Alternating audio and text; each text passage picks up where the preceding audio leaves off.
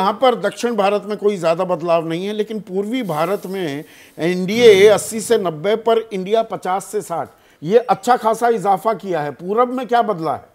देखिए, बदला ये है कि आप अगर मोटे तौर पे देखें, जिसमें 100, 200, 243 की जो एक साधारण सामान्य मैं एनालिसिस सबको देता हूं अपने दर्शकों के समझने के लिए कि 100 सीटें, टोटल 543 सीटें हैं संदीप। 100 सीटें ऐसी जहां भाजपा नदारद है, उसमें ज्यादातर दक्षिण भारत की, ठीक ना, सीधे सीधे। 200 सीटें ऐसी जहां भाजपा वर्सेस कांग्रेस की सीधी फाइट है, जहां पे भाजपा का स्ट्राइक रेट बहुत ज्यादा है, 91%, ऑलमोस्ट स्ट्राइक रेट बहुत जबरदस्त, वो अधिकांश उत्तर में है। और 243 सीटें ऐसी जहां भाजपा वर्सेस क्षेत्रीय दल। अब इन जगहों पे कांटे की लड़ाई है। यहाँ 57 से लेकर 43% तक दिया, मतलब 50 से नीचे आ जाता है। हाँ, वो भारी पड़ जाते हैं, बिल्कुल भारी पड़ जाते हैं। तो ये जो लड़ाई है, ये 3 गुटों में हिंदुस्तान में ये बटी हुई है।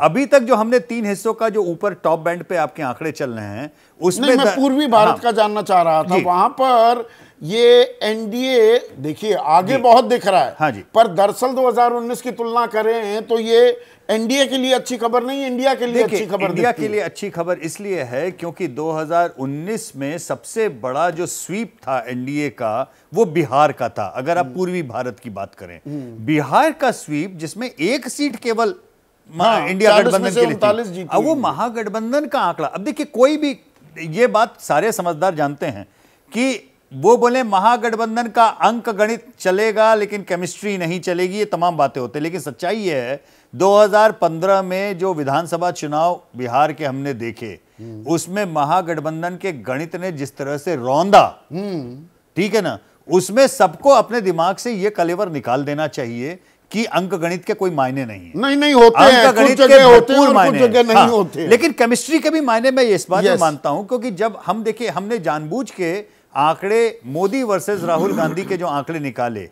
वो इसलिए निकाले ताकि एक आपको गैर कांग्रेस, गैर भाजपा जो जनाधार है तमाम राज्यों में, उसका भी एक जनमानस आपको समझ में आए। और इसमें यह भी देखना पड़ेगा कौन से घटक या कौन से दल हाथ मिला रहे हैं और उनका कन्वर्ज करता है वोट बैंक, या बिल्कुल मुख्तलिफ है और उसमें ट्रांसफर कराने की, केवल हाथ मिला रहे हैं संदीप। महाराष्ट्र की ही तर्ज पे बिहार में भी ये बहुत महत्वपूर्ण होगा देखना कि आखिर कौन किस सीट पे चुनाव लड़ रहा है। जो स्थिति बीजेपी वर्सेस कांग्रेस की होती है 200 सीटों पे, मैं आपको आज बता सकता हूं, जिन जिन जगहों पे बीजेपी वर्सेस जेडीयू का मुकाबला होगा, वो मामला लगभग एक तरफा जाएगा। लेकिन जहां पे बीजेपी के घटक दल वर्सेस आरजेडी का मुकाबला होगा, वहां पे मामला एक तरफा आरजेडी की तरफ जाएगा। जहां पे बीजेपी वर्सेस आरजेडी का मुकाबला होगा बिहार में, वहां कांटे की टक्कर होगी, लेकिन आरजेडी का पल्ला भारी होगा। तो ये भी बहुत महत्वपूर्ण है देखना। जो अभय कह रहे थे, जहां पर गठबंधन है पहले से, वहां इंडिया भारी पड़ेगा या पड़ सकता है एनडीए पर। बिल्कुल, ये बीजेपी के लिए एक चुनौती है। ये चुनौती है। यशवंत जी की बात का लाभ उठाते हुए वो ये है कि उत्तर प्रदेश का 2019 का गठजोड़ था सपा बसपा का, उसके बारे में अक्सर ही कहा जाता है गठजोड़ फ्लॉप हो गया। बात सही है, वो गठजोड़ जैसा जो उसने उम्मीदें बनाई थी पूरी नहीं हुई, लेकिन फ्लॉप होने के बावजूद उसने भाजपा की सीटें कम की नहीं की। 73 से 62 हो गई। कोई राष्ट्रीय केमिस्ट्री, राष्ट्रीय रसायन शास्त्र नहीं था, लेकिन उस अंक गणित के दम पर भी उनकी 10 सीटें तो कम कर ही नहीं थी उसने। और वो अगर उसके साथ रसायन शास्त्र भी होता तो बहुत कम कर देता। नहीं, अबे आप ही की बात को थोड़ा और आगे बढ़ा दूं। उत्तर प्रदेश सबसे बड़ा राज्य है। उत्तर प्रदेश के चारों तरफ घिरे हुए जो राज्य हैं, उसे घेरे हुए राजस्थान में 25 में से 25 एनडीए, 24 बीजेपी और 1 हनुमान बेनीवाल, 29 में से 28 मध्य प्रदेश में, बिहार में 40 में से 39, छत्तीसगढ़ में से 11 में से 9। तो उत्तर प्रदेश दरअसल परसेंटेज में, स्ट्राइक रेट में सबसे कमजोर साबित हुआ। वहां कमजोर कर दे। अच्छा, दूसरा ये है कि बाकी जगह जो है 90% से ऊपर का स्ट्राइक रेट है। उत्तर प्रदेश की वजह से फिर वो 86-87% पे आ जाता है। अच्छा, अब मैं एक और बात छोटी सी कहूंगा कि अब जैसे कि अभी उत्तर प्रदेश में सब लोग अलग अलग हैं, कल्पना भी नहीं की जा सकती कि वो उनका कैसे गठजोड़ होगा। एक कल्पना की जाए कि वहां पर समाजवादी पार्टी, बहुजन समाज पार्टी और कांग्रेस में एक गठजोड़ होता है, पता नहीं होगा कि नहीं होगा, संभावना बहुत ही कम है। ये गठजोड़ होता है और साथ में इंडिया गठबंधन भी बना हुआ है पृष्ठभूमि में। कुछ ना कुछ टूटा फूटा जैसा भी हो, वो एक वैकल्पिक नैरेटिव पेश कर रहा है। ऐसी हालत में उत्तर प्रदेश भी उन राज्यों में शामिल हो जाएगा जो भाजपा को कड़ी चुनौती देंगे। लेकिन वो भी पर नहीं हो पाएगी, क्या हो पाएगी बात अलग है। अभी तो अभी दूर की कौड़ी दिखाई देती है। बहुत ही एक बात शक्तिशाली है, एक बात इसमें मैं साथ में जोड़ना जरूर चाहूंगा, प्रदीप जी ने इशारा भी किया उस ओर। देखिए, ये गठबंधन की एरिथमेटिक विधानसभा चुनाव में ज्यादा बेहतर कामयाब होती है अपोजिशन के लिए। लोकसभा चुनाव में एक ओवरलैपिंग, ओवर आर्चिंग एक नैरेटिव जो मोदी फैक्टर का आता है। जैसे अगर आप बिहार में देखें मोदी वर्सेस राहुल के नंबर, तो आप पाएंगे बड़ी तादाद में non BJP, non Congress voter का एक नहीं है ना, नहीं फैक्टर नहीं है। मैं वहां मानता पे हूं नीतीश फैक्टर है। Nitish Modi factor, versus Modi Nitish versus देखे तो नीतीश। शायद बेहतर तस्वीर आएगी। बेहतर तस्वीर आएगी, लेकिन एक आपको आश्चर्य बताएं, मोदी वर्सेस नीतीश की तस्वीर मोदी वर्सेस राहुल से भी खराब है। हाँ, तो नीतीश कुमार की जो स्थिति है अभी वहां पर, वो राहुल गांधी से भी दयनीय स्थिति में पहुंच रही है। नहीं, हम इसको प्रेसिडेंशियल फॉर्म भी बना देते हैं। ये बीजेपी के नैरेटिव को ज्यादा बीजेपी, वो इसलिए समझने नहीं, ये बात सही है आपकी, कोई शक की बात नहीं है कि मोदी जी, मैं एक मिनट छोटी सी बात कह दूं, जो मोदी जी की हस्ती है उसके मुकाबले बाकियों की हस्ती बहुत पीछे, और वो प्रेसिडेंशियल फॉर्म वो ठीक है, वो एक नैरेटिव नहीं, संगठन मौजूद नहीं है नहीं। अबे भाई वो एक चीज को इतना स्ट्रेच करने का कोई मतलब नहीं होता। वो सारी चर्चा इसी बात पर केंद्रित हो जाए कि मोदी बनाम कौन, तो फिर चर्चा ही बेमानी हो जाती है, फिर वो चुनावी चर्चा नहीं हो रही है। पर यहां पर जो सवाल था प्रदीप जी मेरा, पूरब, पश्चिम और दक्षिण की अगर हम बात करें तो टक्कर बराबर की दिखाई दे रही है।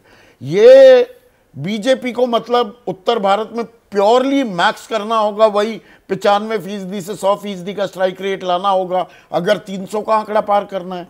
400 वाली स्थिति तो नहीं दिखती है अभी। नहीं, देखिए, बीजेपी को अगर 2019 की परफॉर्मेंस रिपीट करनी है तो नॉर्थ इंडिया में जो उसकी परफॉर्मेंस थी उसको भी रिपीट करना पड़ेगा। हाँ, बिल्कुल, क्योंकि कोई कहीं उसको जो है बहुत बड़ी छलांग नहीं मिल रही है कहीं पे ऐसा नए, हाँ, कि कोई नया एरिया जो या एक एरिया ये भी फतह कर दिया जो है एरिया में बीजेपी का विस्तार पिछले 5 सालों में नहीं हुआ है। तो इसलिए ये चुनाव एक तरह से रेप्लिकेट होगा 2019 के चुनाव की ही तरह से, कि दक्षिण में बीजेपी कमजोर है, उतनी ही कमजोर है। तो बात अटकेगी आकर वही 100, 200, वो 243 बहुत सीधा। वो जो 200 सीटें हैं जहां बीजेपी कांग्रेस की डायरेक्ट टक्कर है, दरअसल वो 2024 का चुनाव तय करेंगे। क्या ये कहना गलत होगा प्रदीप जी? नहीं, बिल्कुल सही होगा, लेकिन उसके साथ साथ ये भी देखना होगा कि ये जो अलायंस की बातें हो रही हैं, देखिए अभी 20 तारीख को पश्चिम बंगाल के कांग्रेस के नेता राहुल गांधी मल्लिकार्जुन खड़गे से मिलने आए। उन्होंने कहा कि अगर आपने अलायंस किया टीएमसी से तो कांग्रेस पार्टी खत्म हो जाएगी, हमारे जिन कार्यकर्ताओं ने बलिदान दिया उनका अपमान होगा। तो किसी भी हालत में उन्होंने कहा वो किसी अपोजिशन को बर्दाश्त करने को तैयार नहीं है। एक बाई इलेक्शन जीते हम, वो भी तोड़ लिया। तो जो कांग्रेस की इकाई है पश्चिम बंगाल की, वो बिल्कुल खिलाफ है। उन्होंने कहा कि खत्म हो जाएगी पार्टी, लोग छोड़ देंगे बड़े पैमाने पर पार्टी उसी को लेकर तो अभी अंतर, तो वो मतलब वो सीट एडजस्टमेंट पर जो बहुत सी चीजें वो बिल्कुल जायज बात आप कह रहे हैं, उसमें अंतर कलह भी है, उसमें बदल सकता है। कौन कितनी दरियादिली दिखाता है, कौन कितना झुकने को तैयार होता है, ये देखने वाली बात होगी। लेकिन अभी इन तीन इलाकों की तस्वीर तो दिलचस्प है। जैसे ही घड़ी का काटा दोपहर 2:30 पे आए, बबीता जी का दिल सास बहू साजिश के लिए मचल जाए। और ये है इनकी बहू, पूरे दिन ऑफिस की टेंशन हो जाए गॉन जब ये करें अपना फेवरेट शो फ्री टाइम पे ऑन। इनकी तरह आप भी देखें अपना फेवरेट शो अपने टाइम पर और डाउनलोड कीजिए एबीपी लाइव ऐप अपने स्मार्ट टीवी पर।